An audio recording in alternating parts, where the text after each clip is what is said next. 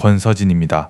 오늘은 여러분께 좀 흥미로운 이야기를 하나 들고 왔습니다. 사실 이 이야기는 단순히 코인 얘기가 아니고요. 글로벌 금융 시스템의 판이 어떻게 바뀌고 있는가, 그리고 그 변화의 한가운데 왜 하필 한국과 일본이 있는가, 이 질문에서부터 오늘 영상을 시작해 보려고 합니다. 자, 본론으로 바로 들어가 보겠습니다. 최근에 굉장히 의미 있는 발표가 하나 나왔습니다.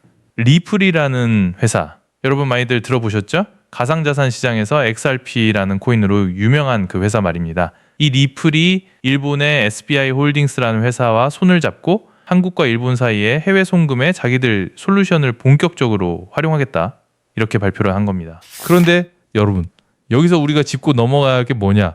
SBI 홀딩스가 도대체 어떤 회사길래, 이걸 먼저 알아야 이 뉴스의 무게감이 느껴지거든요. SBI 홀딩스, 원래 이름이 뭐였냐? 소프트뱅크 인베스트먼트, 그렇습니다. 우리가 아는 그 손정혜 회장의 소프트뱅크에서 출발한 회사예요. 지금은 분리되어서 독자적인 금융그룹으로 성장했는데 일본 내에서 개인 투자자 대상으로는 거의 시장의 최강자입니다. 일본 가보신 분들 아실 거예요. 길거리 간판에 SBI 로고 정말 많이 보이거든요. 핀테크, 증권, 은행, 보험, 자산운용까지 그야말로 종합금융그룹이에요. 그런데 말입니다. 이 SBI라는 회사가 리플이라는 자산에 언제부터 관심을 가졌느냐? 굉장히 오래됐어요. 초창기부터 투자를 시작했고 지금도 리플의 지분을 가지고 있습니다. 자, 여기가 중요합니다. 단순한 파트너가 아니에요. 이해관계가 묶여있는 한 배를 탄 관계인 겁니다. 더 나아가서 SBI 리플 아시아라는 합작 법인까지 만들었어요. 그리고 SBI의 CEO가 공개적으로 뭐라고 얘기했냐? 리플이 전 세계 결제 시장을 장악할 것이다, 이렇게까지 얘기를 했단 말이죠. 이게 무슨 의미일까 고민해 봤는데요. 일본의 전통 금융권 한가운데서 리플을 그냥 한번 써볼까 하는 수준이 아니라 우리가 같이 만들어 가겠다고 움직이는 거대 금융사가 뒷배에 있다는 거예요. 이게 이번 뉴스의 진짜 무게감인 겁니다. 그런데 또 여러분 이렇게 생각하실 수 있어요. 서진님, 리플 관련 뉴스 그동안 많이 나왔잖아요. 이번에도 또 그런 거 아닙니까? 충분히 그렇게 생각하실 수 있습니다. 그런데 제가 왜 이번 건은 다르다고 보느냐?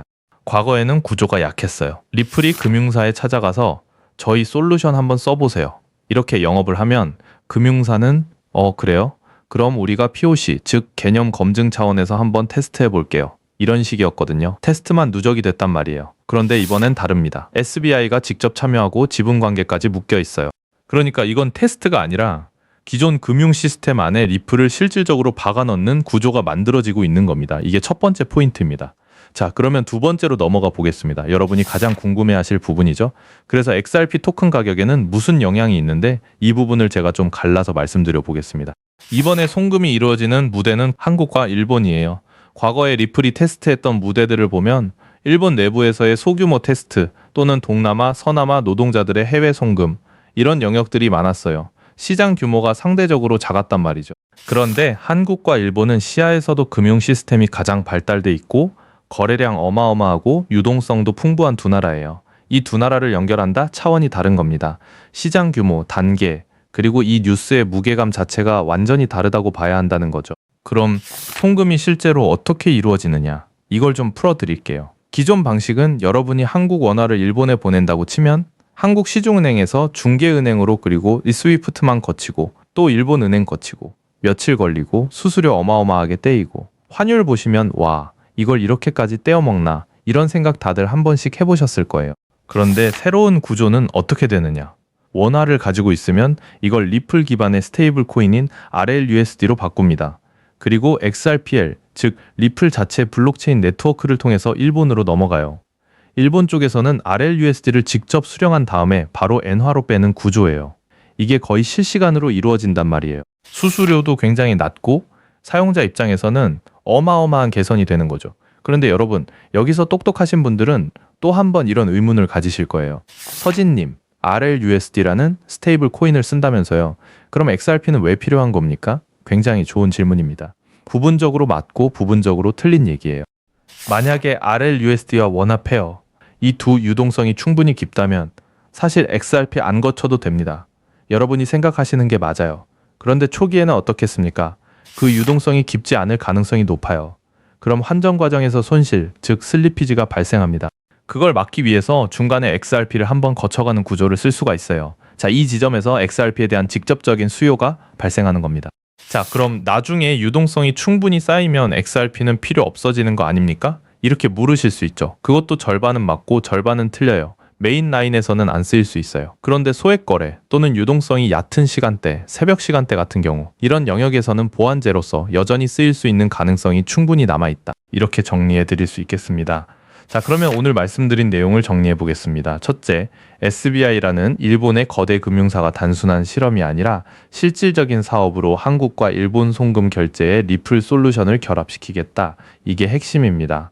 둘째, 리플이라는 회사 입장에서는 솔루션을 제공하면서 직접 돈을 버는 구조가 만들어집니다. 셋째, 그리고 그 안에서 XRP 토큰이 유동성 공급 수단으로 실제로 활용될 수 있는 통로가 열렸어요. 이게 과거와 다른 점입니다. 과거에는 쓰일 수도 있다 정도였다면 이번엔 쓰이는 구조 자체가 설계되어 있다. 이런 단계로 진보했단 말이죠. 그래서 저는 이번 뉴스를 단순한 호재 뉴스가 아니라 가상자산이 실제 금융 시스템 안으로 편입되는 하나의 중요한 이정표다. 이렇게 평가해드리고 싶습니다. 여러분, 제가 늘 강조하는 게 뭡니까? 투자라는 건 책상 앞에 앉아서 차트만 본다고 되는 게 아니에요. 현장의 공기, 그 분위기, 사람들의 눈빛, 이런 걸 직접 느껴봐야 판단이 달라집니다. 제가 굳이 해외 출장 다니면서 직접 보고 듣고 하는 이유가 여기에 있어요.